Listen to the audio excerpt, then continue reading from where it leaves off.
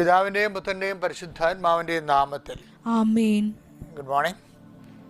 എല്ലാവർക്കും നല്ല ദൈവാനുഗ്രഹം നേർന്നുകൊണ്ട് നമ്മൾ പുതിയ മാസത്തെ കർത്താവിൽ നിന്ന് വരദാനമായി കൈപ്പറ്റിക്കൊണ്ട് സന്തോഷത്തോടെ ആരംഭിക്കാം.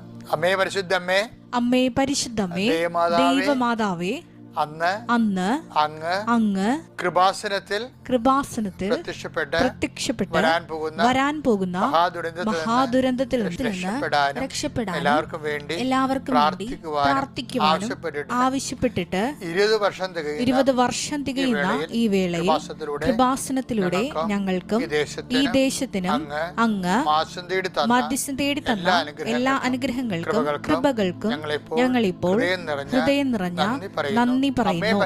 അമ്മേ പരിശുദ്ധമ്മേ, ജപമാല മാതാവേ, സകല കൃപാസനം പ്രാർത്ഥനയോട് ചേർത്ത് ഞങ്ങളിപ്പോൾ പ്രാർത്ഥിക്കുന്ന ഈ കുടുംബത്തിന്റെ പ്രത്യേക നിയോഗം പ്രാർത്ഥിക്കുക.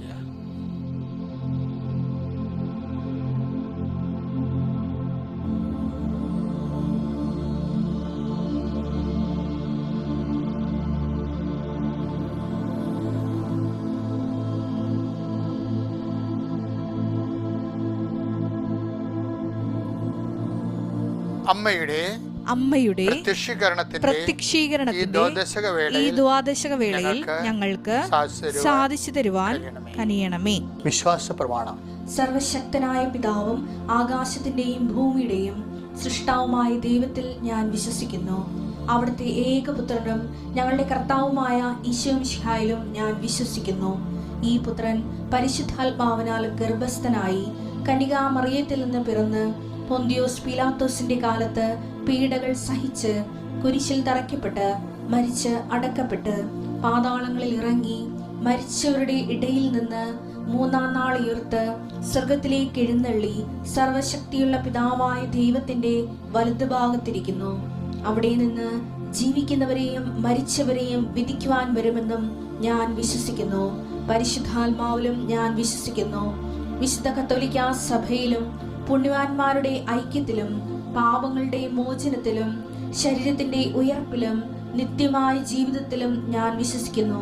ആമേൻ. സ്വർഗ്ഗസ്ഥനായ ഞങ്ങളുടെ പിതാവേ, അങ്ങയുടെ നാമം പൂജിതമാകണമേ. അങ്ങയുടെ രാജ്യം വരണമേ. അങ്ങയുടെ തിരുമനസ് സ്വർഗത്തിലെ പോലെ ഭൂമിയിലും ആകണമേ.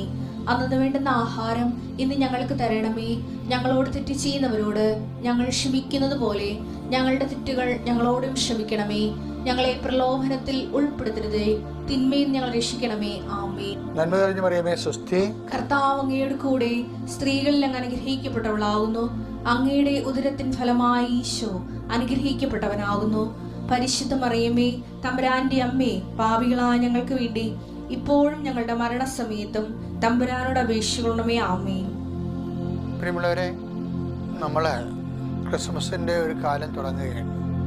ആഗമനകാലത്തോടെ തുടങ്ങിയതും നമ്മുടെ ക്രിസ്തുരാജന്റെ തിരുനാള് സഭയുടെ ആരാധനാക്രമത്തിന്റെ അവസാനമാണ്. അതിനുശേഷം വരുന്ന എല്ലാ ദിവസങ്ങളും ശരിക്കും പറഞ്ഞാൽ ഭക്തന്മാർക്ക് ക്രിസ്മസിന്റെ ഒരുക്ക ദിനങ്ങളാണ്.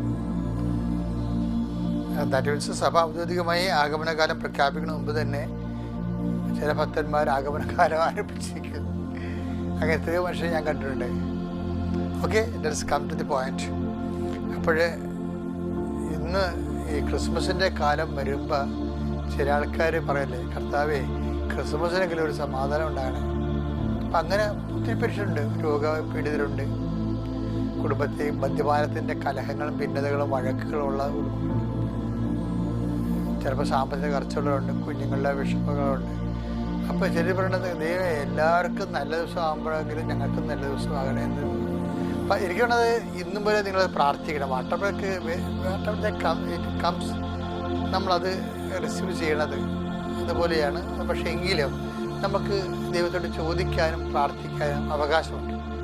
ഇപ്പം നല്ലൊരു കാലം വരാൻ വേണ്ടി ഞാനും നിങ്ങൾക്ക് വേണ്ടി പ്രാർത്ഥിക്കുകയാണ്. ഇപ്പം പ്രത്യേകിച്ച് ഇപ്പം ക്ലേശങ്ങളിരിക്കുന്നവർക്ക് കൃപാസനത്തിൽ പ്രത്യക്ഷപ്പെട്ട അമ്മയുടെ മധ്യസ്ഥരല്ലേ പ്രാർത്ഥിക്കുന്നത്.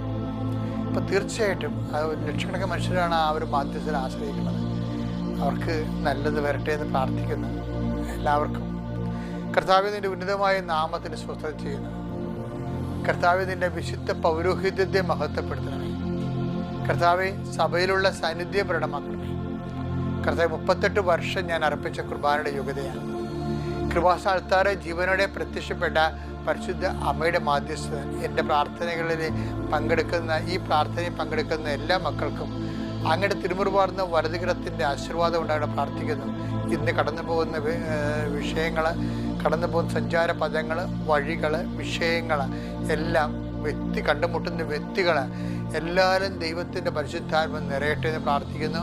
കർത്താവെ, ഞങ്ങൾ ഒറ്റക്കല്ല, ഡെയിലി ബ്രെഡിൻ്റെ പ്രാർത്ഥന കൂടി ആശീർവാദം മേടിച്ച് വെളുപ്പിനെ തന്നെ അങ്ങയുടെ നാമത്തിൽ ജീവിക്കാൻ തുടങ്ങണത് ഞങ്ങൾ ഒറ്റക്കല്ല എന്നുള്ള ബോധ്യം ഞങ്ങൾക്കുണ്ട്. അങ്ങയുടെ ആശീർവാദം ഞങ്ങളുടെ കൂടെ ഉണ്ട്, അങ്ങയുടെ സാന്നിധ്യം ഞങ്ങളുടെ കൂടെ ഉണ്ട്. ആ ഒരു ബോധത്തിൽ ജീവിക്കാൻ ഞങ്ങൾ ആശീർവദിക്കണമെന്ന് പ്രാർത്ഥിക്കുന്നു. ദൈവത്തിൻ്റെ കരുണ നിങ്ങൾ ആവശ്യിക്കട്ടെ. നിങ്ങളുടെ രോഗങ്ങൾ, മാനസിക പീഡകൾ, തകർച്ചകൾ, സാമ്പത്തിക ദുരിതങ്ങൾ, നിങ്ങളെ അലട്ടുന്ന മുഴുവൻ പ്രശ്നങ്ങളും ദൈവിക കൃപ ചൊരിയണമെന്ന് പ്രാർത്ഥിക്കുന്നു. 38 വർഷം ഞാൻ അർപ്പിച്ച കുർബാനയുടെ ആസ്തിയിൽ അങ്ങയുടെ മക്കൾക്ക് വേണ്ടി പ്രാർത്ഥിക്കുന്നു. കൃപാസന അൾത്താറെ ജീവനോടെ പ്രത്യക്ഷപ്പെട്ട മാതാവിൻ്റെ മധ്യസ്ഥത്തിൽ അവിടെ ഈ അൾത്താറയിൽ നടന്ന 10,000-കണക്കിന് ആരാധന ശക്തിയാൽ പ്രാർത്ഥിക്കുന്നു. അങ്ങനെ മക്കൾക്ക് ഓരോരുത്തർക്കും കർത്താവിൻ്റെ കൃപ ഞങ്ങൾക്ക് ലഭിക്കാൻ അവകാശമില്ല, അർഹതയില്ല എന്ന് ചിന്തിച്ച് മനസ്സിടിയുന്നവർക്ക് പോലും ഈ ഒരൊറ്റ പ്രാർത്ഥന കൊണ്ട് ആ കുടുംബം അനുഗ്രഹിക്കപ്പെടട്ടെ. കർത്താവെ, നീ ഏത് ഭവനത്തിൽ പ്രവേശിച്ചാലും ആ ഭവന സമാധാനം ആശംസിക്കാൻ ശിഷ്യന്മാർ അരുളി ചെയ്ത അതേ ആഹ്വാനത്താൽ ഈ പ്രാർത്ഥന കൂടുന്ന ഭവനങ്ങളെ ഞാൻ സമാധാനം കൊണ്ട് ആശീർവദിക്കുന്നു. ആ സമാധാനത്തിൻ്റെ ആശ്വാസവും ആശീർവാദവും അനുഗ്രഹവും ഈ മക്കൾ കൈപ്പറ്റാൻ ഇടയാക്കട്ടെ. നിത്യപിതാവും പുത്രനും പരിശുദ്ധാത്മാവായ സർവേശ്വരായ നീക്കുവാമേ. എൻ്റെ പ്രിയപ്പെട്ടവരെ, നമ്മൾ ഇന്ന് വായിക്കുന്നത് ക്രിസ്മസിൻ്റെ തന്നെ ബന്ധപ്പെട്ടൊരു വചനമാണ്. ലൂക്കായുടെ സുവിശേഷം 2-ാം അധ്യായം 7-ാമത്തെ വാക്യം. അവനെ പിള്ളക്കച്ച കൊണ്ട് പൊതിഞ്ഞ് പുൽത്തൊട്ടിയിൽ കിടത്തി. കാരണം സത്രത്തിൽ അവർക്ക് സ്ഥലം ലഭിച്ചില്ല. ഈ വചനം കേൾക്കുമ്പോഴേ ഈ പിള്ളക്കച്ച കൊണ്ട് പൊതിഞ്ഞതും പുൽത്തൊട്ടി കിടത്തിയതിൻ്റെ കാരണമാണ് പറയണത്. അതിന് കാരണം ബോധിപ്പിക്കേണ്ട ഒരു അവസ്ഥ ഉണ്ടായി അതിൻ്റെ അകത്ത്. അല്ലാതെ രാജാതിരാജനായ ഈശോ മിശിഹായെ, ഉണ്ണീശോയെ പിള്ളക്കൊച്ച കൊണ്ട് പൊതിയേണ്ട കാരണം എന്ത്? ആ പുൽത്തൊട്ടി കിടത്താനുള്ള കാരണം എന്ത് എന്ന് ചോദിച്ചാൽ സുവിശേഷൻ കാരണം പറയും. എന്താ കാരണം? അവർക്ക് സത്രത്തിൽ സ്ഥലം ലഭിച്ചില്ലെന്ന്. ഞാനെപ്പോഴും ഇങ്ങനെ വായിക്കണത് എന്താണെന്നറിയാമോ? ഞാൻ വായിക്കണത് സത്രത്തിൽ സ്ഥലം ലഭിച്ചില്ലെന്നല്ല, കൊടുത്തില്ലെന്ന് ഞാൻ വായിക്കത്തുള്ളൂ. അതെന്താ കാര്യം എന്നറിയാമോ? ഇവിടെ ദൈവത്തിന് അവർക്ക് വേണമെങ്കിൽ ഈ ജെറുസലേം ബെത്ലഹേം കൊട്ടാരം തന്നെ ഒഴിപ്പിച്ചു കൊടുക്കാമായിരുന്നു. നമ്മുടെ പ്രധാനമന്ത്രി വന്നാൽ തന്നെ എന്തെല്ലാം സ്ഥലങ്ങളാണ് ഒഴിപ്പിക്കണത്. അപ്പൊ ദൈവത്തിന് വേണമെങ്കിൽ തൻ്റെ ഏകജാതം പിറക്കാൻ വേണ്ടി ആ ബെത്ലഹേം മുഴുവനും ഒഴിപ്പിച്ചു കൊടുക്കാം. പക്ഷെ ദൈവം അങ്ങനെ ചെയ്യത്തില്ല. എന്താ കാര്യം? ഇവിടുത്തെ ലീസ്റ്റ് മനുഷ്യൻ്റെ അവസ്ഥകൾ, പുറമ്പോക്കില് താമസിക്കുന്ന, ടെൻറ്റും കെട്ടി താമസിക്കുന്ന അഭയാർത്ഥികളുടെ അവസ്ഥകൾ വരെ കാലം ഈ കർത്താവ് പറഞ്ഞില്ലേ, പാവത്തങ്ങൾ എപ്പോഴും നിങ്ങളുടെ കൂടെ ഉണ്ടായിരിക്കുമെന്ന്. അത് ഏത് സിസ്റ്റം വന്നാലും പാവത്തങ്ങളെ ഒരു ഭാഗം എപ്പോഴും നിങ്ങളുടെ കൂടെ ഉണ്ടായിരിക്കും. അവരുടെ പക്ഷം ചേരാനാണ് ഈശോ സത്യത്തിൽ സ്ഥലം കൊടുക്കാതിരുന്നത്. അത് നമ്മളെപ്പോഴും മനസ്സിലാക്കണം. ദൈവത്തിൻ്റെ പക്ഷം ചേരലെന്ന് പറയുന്നത് ഭയങ്കരമാണ്. കാര്യം പാവത്തങ്ങൾ എപ്പോഴും നിങ്ങളുടെ ഉണ്ടായിരിക്കുമെന്ന് അളിച്ചത് കർത്താവ് പാവത്തങ്ങളുടെ പക്ഷം ചേർന്നുകൊണ്ട് പാവത്തകൾ ഒരുവനായി, അഭയാർത്ഥികൾ ഒരുവനായി, അതായത് വിദൂര ദേശങ്ങളിൽ നിന്ന് വന്ന് അഭയമായ സ്ഥലത്ത് അകപ്പെട്ട വിപ്രവാസികളിൽ ഒരുവനായി വീണ്ടും ജനിക്കുകയാണ്. സ്വന്തം ജനിച്ച ദേശത്ത് ജീവിക്കാതെ യുദ്ധങ്ങൾ കൊണ്ടും മറ്റു പല സാമ്പത്തിക തകർച്ചകളും ജെട്ടുകൾ കൊണ്ട് അവിടുന്ന് ഇറങ്ങിക്കൊടുക്കേണ്ടി വന്ന എത്രയോ മനുഷ്യരാണ് നമ്മളെ ഓരോ ദിവസവും കണ്ടുമുട്ടുന്നത്. അവിടെ പക്ഷം ചേരുകയാണ്. അപ്പോൾ വായിക്കേണ്ടതെല്ലാം എന്താണെന്നറിയാവോ? കിട്ടിയില്ല എന്നല്ല വായിക്കേണ്ടത്, തന്നില്ല എന്നാണ് വായിക്കേണ്ടത്. സത്യത്തിൽ സ്ഥലം ലഭിച്ചില്ല എന്നല്ല, തന്നില്ല. ദൈവം വിചാരിച്ചെങ്കിൽ തരാമായിരുന്നു. ദൈവം എത്ര പേർക്ക് വേണ്ടി വിചാരിച്ചിട്ടുണ്ട്, അവർക്കെല്ലാം കിട്ടിയിട്ടുണ്ടല്ലോ. അപ്പോൾ നിനക്ക് മാത്രം എന്തുകൊണ്ട് തന്നില്ല? ഈ ഒരു കാലഘട്ടം ക്രിസ്തുവിനോട് ഐക്യപ്പെടാൻ ഒരു കാലഘട്ടമാണ്. അതാണ് ഈ ഗലാത്യരല്ലേ. ഗലാത്യരെ സൂക്ഷിച്ച് വായിച്ചാൽ നമുക്ക് രസമാണ്.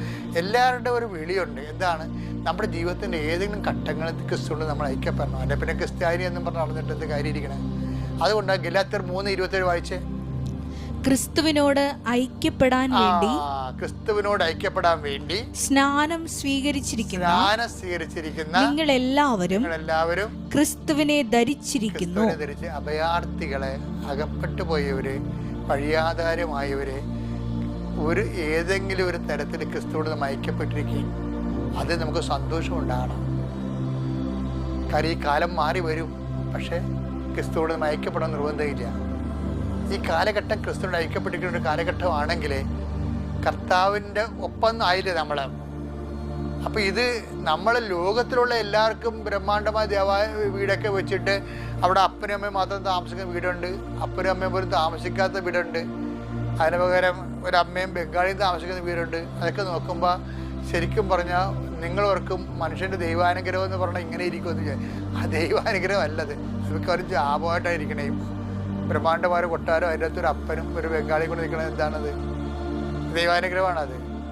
പക്ഷെ ഒരു കുഞ്ഞു വീട്ടിൽ നമ്മൾ ചെല്ലുമ്പോൾ അവർ വെള്ളം കിട്ടിയത് ആഴരിയാണെങ്കിലും അപ്പനും മക്കളും വെച്ച് സമാധാനത്തോടെ ദൈവത്തെ വിളിച്ച് കിടക്കണത് പ്രാർത്ഥിക്കണത് അത് സ്വർഗമല്ലേ അത്? അപ്പം നമ്മൾ ഓർത്ത് അത് ഇക്കരെ നിൽക്കുമ്പോൾ അക്കരെ പച്ചെന്ന് പറയരുത്. ദൈവം തന്നിരിക്കണത് എന്താണ് അത് സന്തോഷത്തോടെ സ്വീകരിക്കണം. ഈ സ്വീകരിക്കണ വരെ നിങ്ങൾ ക്ലേശങ്ങളിലാണെങ്കിൽ ആ ക്രിസ്തുവിനോട് ഐക്യപ്പെട്ടിരിക്കുകയാണ്. അവൻ്റെ പങ്കപ്പാടിലും ഇല്ലായ്മയിലും ദാരിദ്ര്യത്തിലും നമ്മൾ പങ്കെടുക്കാൻ ഇടയാക്കിയതിൽ, ആ ക്രിസ്തുവിന് വേണ്ടി സഹിക്കാൻ ഇടയാക്കിയതിൽ സന്തോഷിച്ചു എന്ന് പറഞ്ഞ പോലെ അപ്പോസ്തലന്മാർക്കുണ്ടായിരുന്ന ആദിമ സന്തോഷം, സുവിശേഷത്തിൻ്റെ മൗലിക സന്തോഷം എന്ന് പറയുന്നത് ദൈവം കൊടുക്കാത്തത് കൊണ്ടുണ്ടാകുന്ന, ദൈവത്തിൽ നിന്ന് കിട്ടാത്തത് കൊണ്ടുണ്ടാകുന്ന, ക്രിസ്തുവിനോട് തൽഭവപ്പെടുന്നത് കൊണ്ടുണ്ടാകുന്ന, ഐക്യരൂപപ്പെടുന്നത് കൊണ്ടുണ്ടാകുന്ന സുവിശേഷ സന്തോഷമാണ്. അതാണ് ക്രിസ്മസിൻ്റെ മൗലിക സന്തോഷം. അതുകൊണ്ട് സത്യത്തെ സ്ഥലം ലഭിച്ചില്ലെന്നല്ല, സത്യസ്ഥലം കൊടുത്തില്ല. പല സ്ഥലങ്ങളിൽ നമുക്ക് ഇടം കിട്ടാതെ വരാം. ചില സ്ഥലത്ത് നമ്മളെ കല്യാണത്തിൽ പോലും വിളിക്കത്തില്ല അവർ. നമുക്ക് കയ്യിൽ കാശില്ല, നമുക്ക് നല്ല വാഹനമില്ല, നമുക്ക് നല്ല കളറില്ല എന്നുണ്ടെങ്കിലൊക്കെ കല്യാണത്തിൽ വിളിക്കാത്ത എത്ര പേരാണ് ഞാൻ കണ്ടിരിക്കുന്നത്. അവരിടം കിട്ടിയില്ല. അവരുടെ മറ്റുള്ളവരുടെ ബന്ധത്തിൽ നമുക്കൊരു ഇടം കിട്ടിയില്ല. കാര്യം അവരെപ്പോലെ പൊന്നോ പണമോ കളറോ സൗന്ദര്യമോ നമുക്കില്ല, ഇടം കിട്ടിയില്ല. അപ്പം നീ ഓർക്കണം, സങ്കടപ്പെടരുത്, ഇടം കിട്ടിയില്ല. അത് ഞാൻ എൻ്റെ കർത്താവിനെ പോലെയായി. നിങ്ങളുടെ എല്ലാ ഇല്ലായ്മകളിലും ഞാൻ എൻ്റെ കർത്താവിനെ പോലെയായി വിളിച്ചുകൊണ്ട് അപ്പോസ്തലന്മാരെ തുള്ളിച്ചാടാൻ ദൈവം നിങ്ങളെ അനുഗ്രഹിക്കട്ടെ. Praise the Lord.